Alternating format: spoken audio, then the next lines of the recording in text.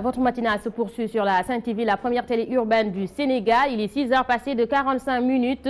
C'est l'heure du journal. Rebonjour à toutes et à tous. Beaucoup de bâtiments s'effondrent ou menacent de s'effondrer à Dakar et sa banlieue.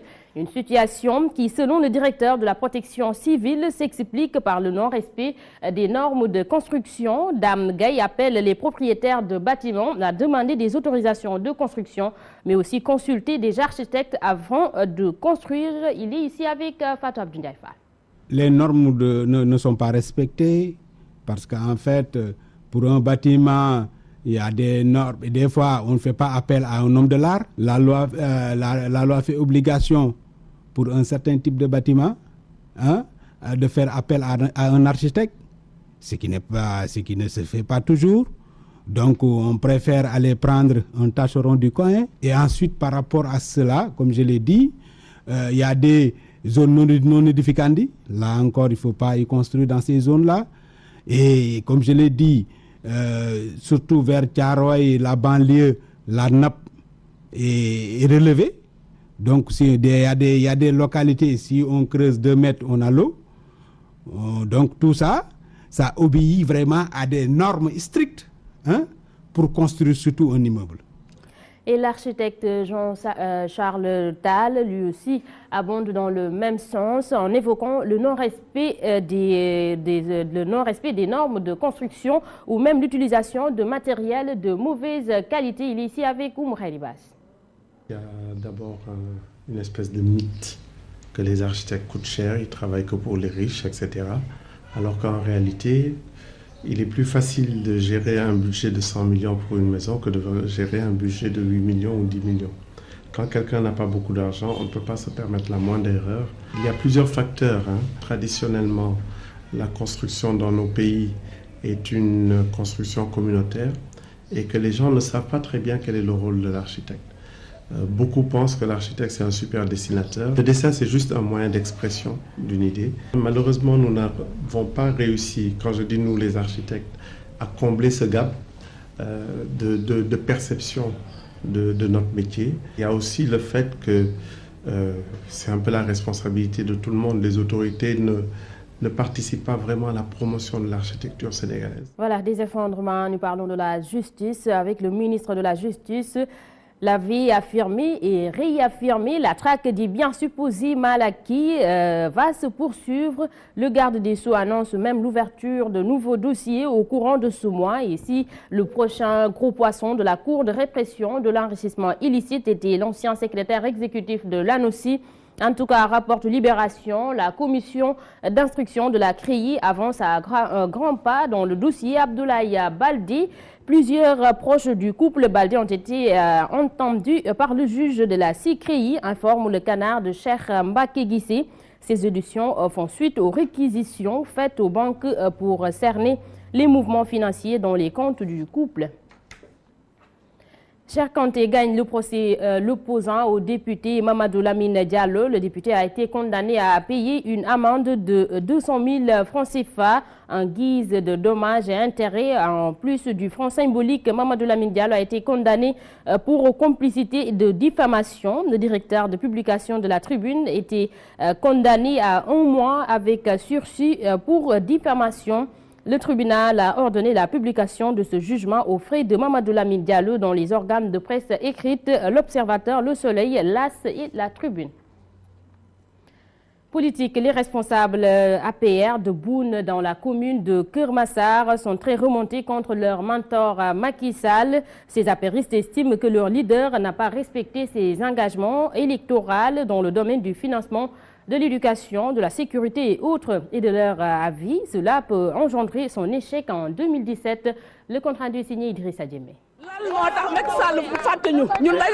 Aujourd'hui, la couleur marron de l'APR, nous l'avons associée à la couleur rouge. La frustration ainsi que l'incompréhension des populations de Boune. Parmi elles, les responsables de l'APR s'expliquent par le non-respect des promesses tenues par le candidat Macky Sall en 2010. Un engagement à faire de cette localité une commune, à financer nos femmes, un engagement à financer nos jeunes, ce qui n'a pas été fait. L'emploi, ce qui n'est pas le cas. Éclairage public, donc la demande est due mondiale, l'insécurité, il n'y a pas d'eau potable. Les populations boivent de l'eau de pluie. L'importance de l'électorat de Boune dans la commune de Keur Massar pousse les responsables apéristes de cette localité à craindre le pire, d'où cette mise en garde lors de leur point de presse. Pour avertissement et pour l'aider, le président Macky Sall, nous avons dit halte. Le seul slogan, c'est que c'est la déception. Toute la population est mobilisée. Ce qu'il attendait en termes de responsabilité, en termes de réalisation, n'a pas été fait. On risque, si la tendance continue, de perdre les élections de 2017, en tout cas dans cette localité. Si les problèmes de Boune ne sont pas pris en compte, les apéristes n'excluent pas de faire une marche afin de pousser le chef de l'État à respecter ses engagements politiques. Inscription sur les listes électorales en vue des présidentielles de 2017. Le conseil départemental de Sédhiou à l'assaut des militants qui n'ont pas encore de carte d'électeur ou qui doivent procéder à des renouvellements.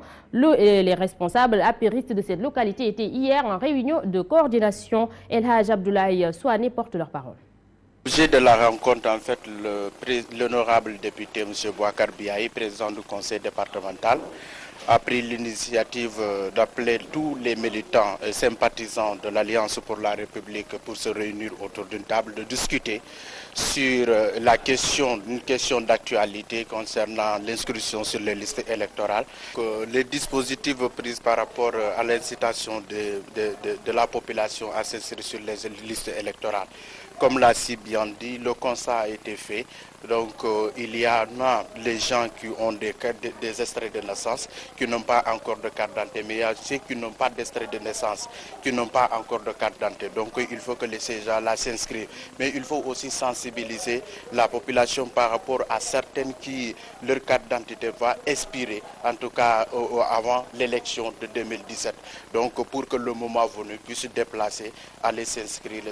Parlons de l'actualité internationale. Une attaque menée jeudi par des islamistes somaliens Shebab a fait au moins 150 morts, essentiellement des étudiants chrétiens à l'université kenyane de Garissa, dans l'est du pays. C'est l'attaque la plus sanglante des djihadistes somaliens.